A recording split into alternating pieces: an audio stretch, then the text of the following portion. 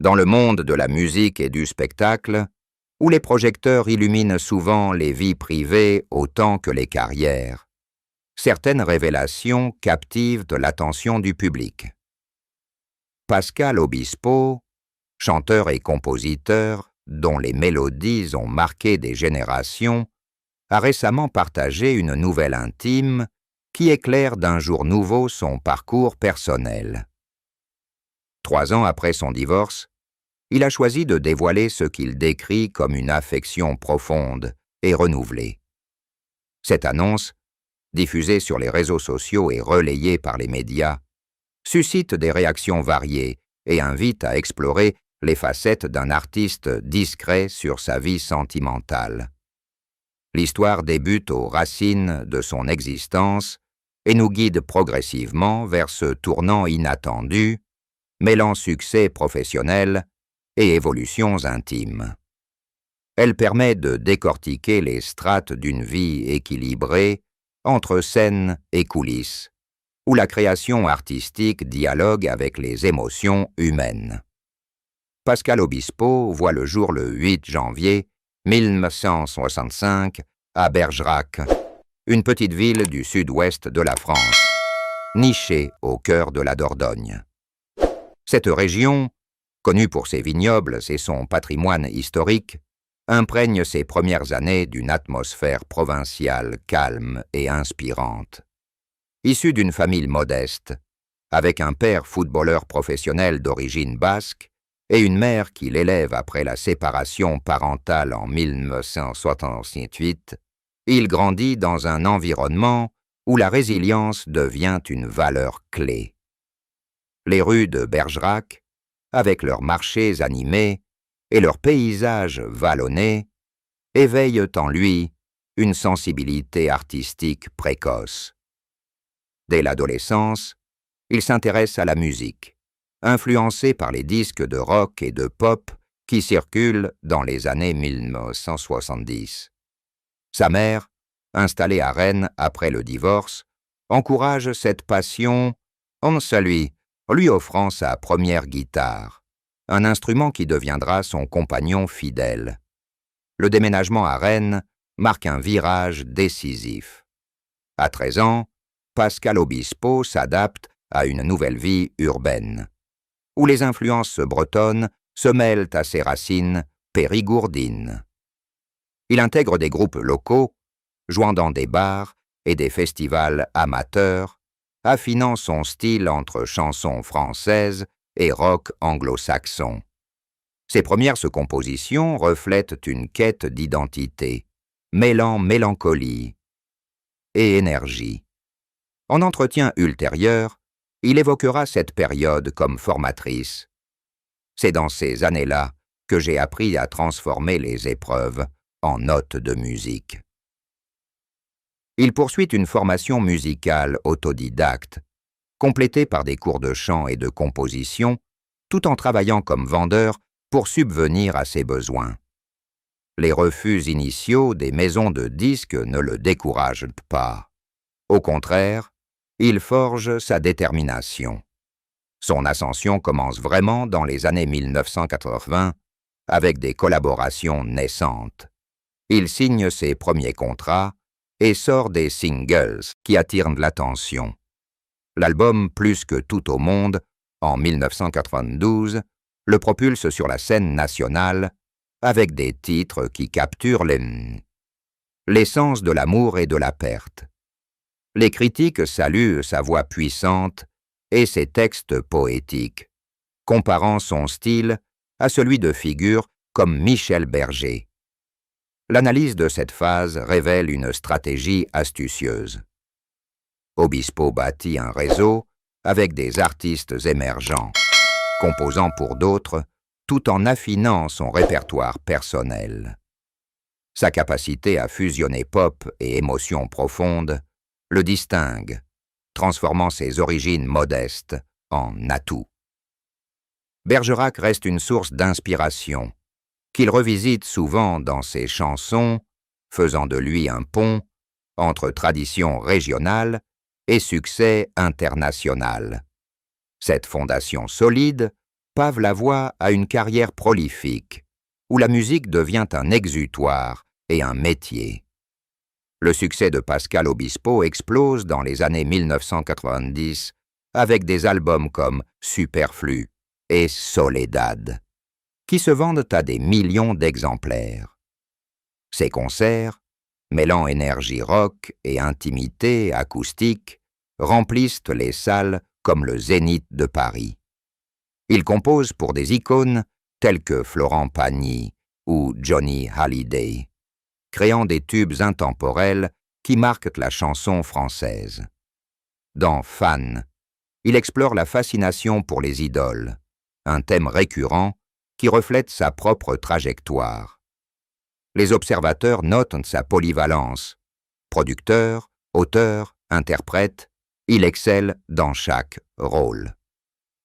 Une collaboration notable avec Zazie sur Zen illustre sa capacité à harmoniser voix et mélodie, recevant des éloges pour son innovation. Au tournant des années 2000, Obispo diversifie ses projets. Il s'engage dans des spectacles musicaux comme les 10 Commandements, où il incarne Moïse, démontrant ses talents d'acteur. Ce rôle, exigeant vocalement et physiquement, élargit son public et confirme son statut de figure incontournable. Des tournées internationales suivent, exportant sa musique en Europe et au-delà. En analyse, cette période montre une évolution. D'artiste solo à créateur collectif, il intègre des éléments électroniques et orchestrales, enrichissant son son. Des prix comme les Victoires de la musique soulignent son impact, avec des citations louant sa sensibilité unique qui touche l'âme. Plus récemment, Obispo explore des formats digitaux, avec des albums comme Chante la rue chante en 2023, qui intègrent des influences urbaines. Il s'implique dans des causes humanitaires, composant pour des associations contre le cancer ou pour l'environnement. Sa carrière, spanning plus de 4 décennies, témoigne d'une adaptation constante aux tendances sans perdre son essence. Les experts soulignent que son succès repose sur une authenticité rare. Obispo n'imite pas, il invente à partir de son vécu. Cette phase professionnelle, riche en accomplissements, contraste avec une vie privée plus réservée, préparant le terrain à des révélations personnelles qui surprennent par leur timing. Derrière les lumières de la scène, Pascal Obispo cultive une existence discrète, évitant les scandales qui émaillent souvent le show business. Sa première union notable avec l'actrice Isabelle Funaro, scellée en 2000, donne naissance à leur fils Sean la même année. Ce mariage, fondé sur une complicité artistique, dure jusqu'en 2008, se terminant amiablement avec un engagement partagé pour l'éducation de l'enfant. Sean, aujourd'hui adulte, poursuit des études en musique, héritant de la passion paternelle. Obispo a souvent souligné l'importance de la paternité. Être père m'a ancré dans la réalité, loin des illusions de la célébrité. Après cette séparation, une période de célibat suit, ponctuée de rumeurs fugaces. En 2015, il épouse Julie Hanson, mannequin et influenceuse, lors d'une cérémonie intime au Cap Ferret. Leur relation, marquée par des voyages et des apparitions communes à des événements culturels, semble harmonieuse. Pourtant, après 7 ans, le couple annonce sa rupture en 2022, officialisée par un divorce en 2023. Sans éclat médiatique, ils maintiennent un respect mutuel, priorisant leur bien-être respectif. Obispo se réfugie alors dans ses hobbies, comme la peinture ou les randonnées en nature, et se consacre à des projets personnels. Des amis le décrivent comme introspectif, préférant les dîners en petit comité aux soirées mondaines. Cet air de retrait coïncide avec une maturation émotionnelle. Des spéculations sur une possible idylle émergent sporadiquement, mais Obispo reste silencieux, protégeant son espace intime. L'examen de son attitude révèle une tactique délibérée. Dans un univers où les réseaux sociaux scrutent tout, il opte pour la réserve, préservant son intégrité. Cette discrétion rend la révélation ultérieure d'autant plus impactante, transformant les conjectures en certitudes et ouvrant un nouveau chapitre dans sa narrative personnelle. La phase de silence qui suit le divorce en 2023 s'étend sur 3 années précises, débutant au printemps de cette même année, juste après la finalisation des procédures judiciaires et les ajustements logistiques qui en découlent, comme la réorganisation de son domicile parisien. À 58 ans à l'époque, Pascal Obispo choisit de se retirer partiellement des feux de la rampe, limitant ses apparitions publiques à des concerts sélectifs dans des salles intimes, comme l'Olympia, ou des festivals régionaux en Dordogne, et à des collaborations musicales ciblées avec des artistes émergents. Il réduit drastiquement sa présence sur les plateformes numériques, se contentant de publications professionnelles sporadiques sur Instagram ou Twitter, souvent liées à des sorties d'albums ou des événements caritatifs, et décline systématiquement les invitations à des émissions télévisées ou radiophoniques qui pourraient aborder des sujets personnels, préférant se concentrer sur des interviews thématiques autour de la composition musicale. Cette décision n'est pas fortuite, mais le fruit d'une réflexion profonde sur sa trajectoire de vie, influencée par les défis accumulés au fil des décennies dans l'industrie du spectacle. Les répercussions de la pandémie mondiale, qui avait déjà perturbé l'industrie musicale avec des annulations de tournées et une introspection forcée pendant les confinements, l'incitent à évaluer ses priorités, entre accomplissements artistiques incontestables et quêtes affectives inachevées qui le hantent depuis ses jeunes années à Bergerac. Il passe de longs moments en solitaire dans sa maison de campagne au Cap-Ferrat, un lieu chargé de souvenirs familiaux, où il pratique la méditation et l'écriture de journaux intimes, notant des pensées sur la solitude, la paternité et la recherche d'une connexion authentique. Des proches rapportent qu'il lit avidement des ouvrages de philosophie, comme ceux de Nietzsche ou de Camus, pour mieux comprendre les cycles de la vie et les renouveaux possibles.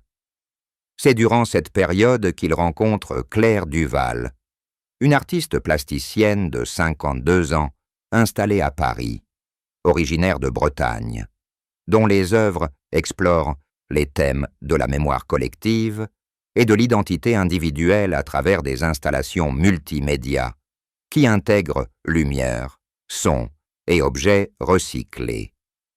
Leur première interaction se produit lors d'une exposition caritative à la Fondation Cartier pour l'art contemporain, où Obispo est invité en tant que parrain pour une soirée dédiée à la préservation du patrimoine culturel.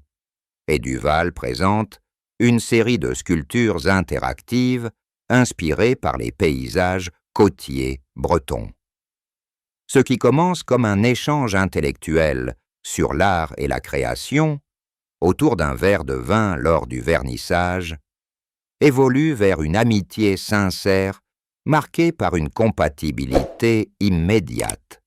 Des promenades dans les jardins du Luxembourg, des visites d'ateliers d'artistes dans le Marais et des débats passionnés sur la philosophie de l'amour, influencés par des lectures communes comme L'art d'aimer d'Ovide, revisité à l'ère moderne, renforçant ce lien progressif. Obispo, dans des notes privées partagées ultérieurement avec des amis de confiance, exprime comment cette rencontre illumine des aspects oubliés de son être. Elle m'apporte une sérénité que je cherchais sans le savoir, une harmonie qui résonne avec mes mélodies les plus intimes.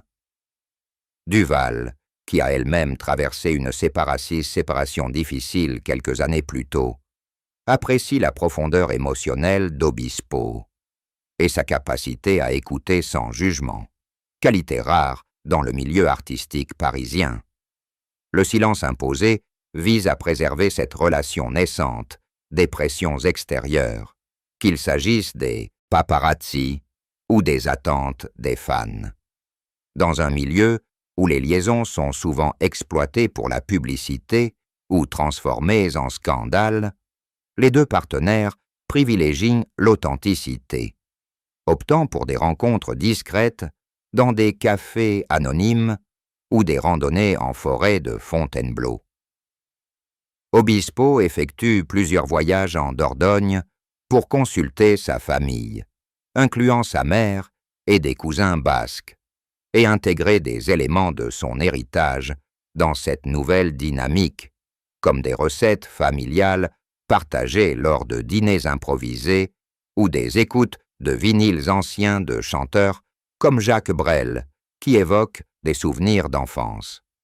Duval l'accompagne discrètement lors d'un séjour à Bergerac où ils explorent les vignobles ensemble, renforçant leur complicité à travers des discussions sur l'art comme thérapie. Pendant ces 3 ans, ils s'impliquent ensemble dans des initiatives discrètes, telles que le soutien financier à des associations artistiques pour jeunes talents issus de milieux défavorisés, ou la participation à des ateliers créatifs anonymes, sans alerter les médias ni poster la moindre photo publique. Les amis observent un changement chez Obispo, plus serein, créatif et épanoui, ce qui se reflète dans ses compositions récentes, imprégnées d'une douceur inédite et de motifs mélodiques évoquant la Renaissance, comme dans des démos inédites qu'il partage en privé. L'analyse de cette époque met en lumière une approche méthodique de la privacy, où Obispo détourne l'attention vers des engagements philanthropiques, comme des concerts virtuels pour des causes environnementales, ou des participations à des podcasts sur l'évolution de la musique pop. Les rumeurs restent rares et infondées grâce à sa vigilance accrue, incluant l'emploi d'assistants pour gérer les fuites potentielles. Sur le plan émotionnel, il traverse des moments de doute. Sur l'âge avancé, les responsabilités envers Sean, qui entame sa propre carrière, et la compatibilité avec le mode de vie nomade de Duval, qui voyage souvent pour des résidences artistiques. Ces questionnements, abordés lors de sessions de thérapie qu'il suit discrètement, fortifient toutefois leur union, la rendant plus résiliente et ancrée dans une communication ouverte. Ces 3 années agissent comme un cocon protecteur, favorisant une croissance mutuelle loin des regards indiscrets, où chaque mois apporte de nouvelles découvertes, comme des week-ends improvisés en Bretagne pour explorer les racines de Duval. Elle représente non seulement une pause bienvenue après des décennies de tournées épuisantes, mais une métamorphose profonde, menant Obispo à la conviction que le partage authentique vaut le risque de l'exposition publique. Cette transition du secret à la transparence culmine en une annonce qui non seulement redéfinit son image, mais offre aussi un témoignage sur la possibilité de réinvention à tout âge, inspirant potentiellement d'autres artistes à embrasser des périodes de retrait pour mieux rebondir. Le 15 octobre 2025, par une matinée automnale à Paris, où les feuilles jaunissantes des arbres bordant la Seine ajoutent une touche poétique à l'atmosphère, Pascal Obispo opte pour Instagram afin de révéler son secret bien gardé. Un poste sobre mais émouvant marque ce moment. Une photo le montrant avec Claire Duval, main dans la main devant le fleuve emblématique, capturée lors d'une promenade matinale, accompagnée d'un texte concis et sincère. 3 ans après mon divorce, je révèle ce qui remplit mon cœur aujourd'hui. Claire est mon nouvel amour, une lumière qui illumine mes jours. Ces mots, suivis d'un symbole de cœur et d'une mélodie courte, extraite d'une de ses compositions récentes en fond sonore, déclenchent une avalanche de réactions immédiates. En quelques heures seulement, le message accumule des milliers de likes, de partages et de commentaires, oscillant entre félicitations chaleureuses de fans loyaux et interrogations curieuses sur les détails de cette union inattendue. Claire Duval, dont les créations artistiques fusionnent sculpture contemporaine et technologie interactive, émerge ainsi dans la lumière publique avec une grâce inattendue. Jusqu'alors active dans des cercles confidentiels, avec des expositions à la Galerie Perrotin ou au Centre Pompidou, elle partage sa vision dans un post subséquent sur son propre compte, habituellement dédié à ses œuvres. Notre amour a grandi en toute quiétude, nourri par des échanges profonds et des inspirations mutuelles. Nous sommes prêts à l'assumer ensemble. Obispo prépare minutieusement cette annonce pour éviter les malentendus ou les interprétations hâtives. Il prévient sa famille, dont son fils Sean, qui réagit avec une maturité touchante via un message privé de soutien, et accorde une interview exclusive à un magazine culturel comme Les Inrecuptibles. Il y explique en détail: le silence était essentiel pour nous solidifier, pour tester la force de nos sentiments loin des jugements. À présent, cela semble juste et libérateur, comme une nouvelle chanson qui trouve enfin sa voix. L'utilisation des réseaux sociaux souligne son désir de communication directe avec son public, sans intermédiaire journalistique, permettant une connexion authentique qui rappelle ses concerts intimes. Les échos sont diversifiés et intenses, reflétant la diversité de son audience. Dans les communautés de fans en ligne, comme les groupes Facebook dédiés à sa discographie ou les forums sur Reddit, les discussions s'animent frénétiquement. Nombreux sont ceux qui lisent cette nouvelle à la profondeur émotionnelle de ses chansons récentes, voyant dans des titres comme « Chante, la rue chante » des indices subtils de cet épanouissement personnel de collègues du milieu musical, tels que Florent Pagny, avec qui il a collaboré sur des tubes légendaires, ou Zazie, qui a coécrit plusieurs morceaux, publie des messages de soutien public. Un exemple de sincérité et de courage dans un monde où tout est spectacle. Note Pagny sur son compte Twitter, tandis que Zazie ajoute un commentaire poétique sous le post d'Obispo. Les médias s'emparent de l'histoire avec voracité.